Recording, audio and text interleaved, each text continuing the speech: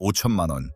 여러분, 이 돈이면 국산 대형 세단 그랜저 풀옵션을 뽑고도 남는 돈입니다. 그런데 불과 2년 전 이 돈을 주고도 못 구해서 백화점 앞에 텐트 치고 밤새 줄을 섰던 물건이 있습니다. 바로 롤렉스 시계입니다. 오늘이 제일 싸다는 명언을 남기며 사기만 하면 몇 천만 원을 벌어다 주던 마법의 시계였죠. 그런데 2025년 지금 상황은 완전히 뒤집어졌습니다. 그 귀하시 몸들이 중고장터에 쏟아져 나오고 있습니다.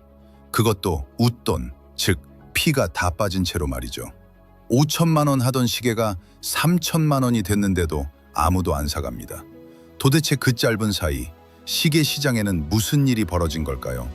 오늘은 탐욕에 눈이 멀어 시계를 화폐로 착각했던 사람들의 몰락과 거품이 꺼진 뒤에 찾아온 냉혹한 경제의 진실을 파헤쳐 보겠습니다. 자, 이불 속에서 편안하게 들어보세요. 시계를 2020년 코로나 팬데믹 시절로 돌려봅니다. 전 세계 정부가 경기를 살리기 위해 돈을 무제한으로 풀었던 소위 양적 완화의 시대였습니다. 시중에 돈이 넘쳐나니 갈 곳 잃은 유동성은 자산 시장으로 흘러들었죠. 주식, 코인, 부동산, 그리고 명품 시계까지 모든 자산의 가격이 미친 듯이 폭등했죠. 이때 경제학에서 말하는 배블런 효과가 극에 달했습니다. 가격이 오르면 수요가 줄어야 정상인데 오히려 비쌀수록 더 잘 팔리고 구하기 힘들수록 더 갖고 싶어하는 기현상이 벌어진 겁니다. 사람들은 롤렉스를 시계가 아니라 입는 자산으로 인식하기 시작했습니다. 이 광기를 부채질한 건 바로 리셀러, 즉 되팔이들이었습니다.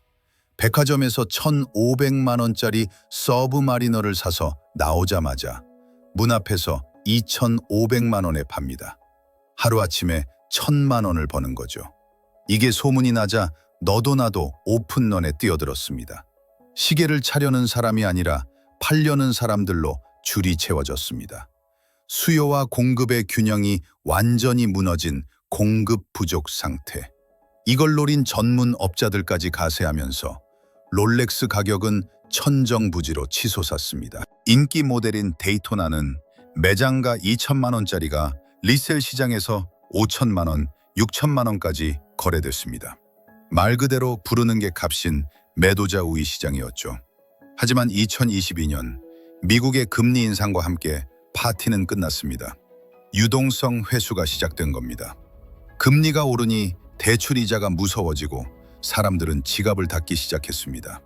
가장 먼저 타격을 입은 건 필수재가 아닌 사치재, 그 중에서도 거품이 가장 많이 낀 리셀 시장이었습니다.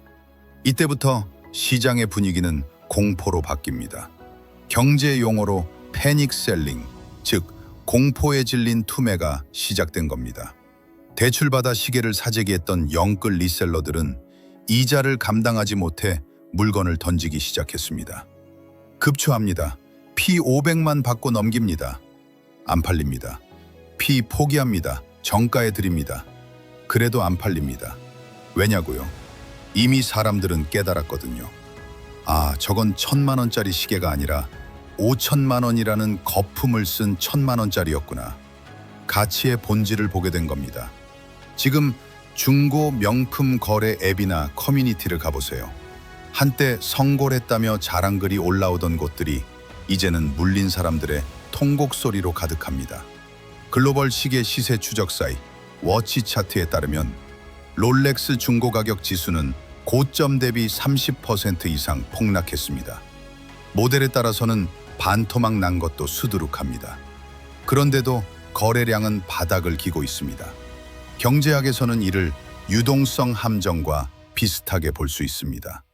가격이 내려가도 사람들이 더 떨어질까봐, 혹은 돈이 없어서 아무도 사지 않는 상황. 시계는 그대로인데 탐욕이 만든 거품만 증발해버린 겁니다. 여기서 우리가 얻어야 할 교훈은 명확합니다. 첫째, 투기적 수요가 만든 가격은 언젠가 반드시 제자리로 돌아온다는 겁니다. 사용 가치가 아닌 교환 가치, 즉 남에게 비싸게 팔 수 있다는 믿음만으로 오른 가격은 모래성처럼 취약합니다. 둘째, 레버리지, 즉 빚을 내서 하는 사치나 투자는 시한폭탄과 같습니다. 금리가 오르는 순간 그 빚은 내 목을 조르는 칼이 되어 돌아옵니다. 롤렉스 시계 자체는 죄가 없습니다. 여전히 훌륭한 기술력과 역사를 가진 명품이죠. 문제는 시계를 시계로 보지 않고 돈벌이 수단으로만 봤던 인간의 탐욕이었습니다. 지금 서랍 속에 혹은 금고 속에 차지 않는 시계를 모셔두고 계신가요? 그 시계가 여러분에게 주는 가치는 무엇일까요? 시간을 알려주는 도구입니까? 아니면 오르기만을 기다리는 주식입니까? 진정한 명품의 가치는 가격표가 아니라 내 손목 위에서 함께한 시간에 있다는 것을 잊지 말아야 합니다. 혹시 지금 헐값에 나온 롤렉스를 보며 지금이라도 하나 살까? 고민하시는 분 계신가요? 물론 실사용 목적이라면 지금이 기회일 수 있습니다. 하지만 투자가 목적이라면 다시 한번 생각해 보세요. 떨어지는 칼날은 잡는 게 아니라는 증시 격언이 시계판에도 똑같이 적용되니까요. 오늘 이야기는 여기까지입니다. 구독과 좋아요는 누워서 경제학에게 큰 힘이 됩니다. 감사합니다.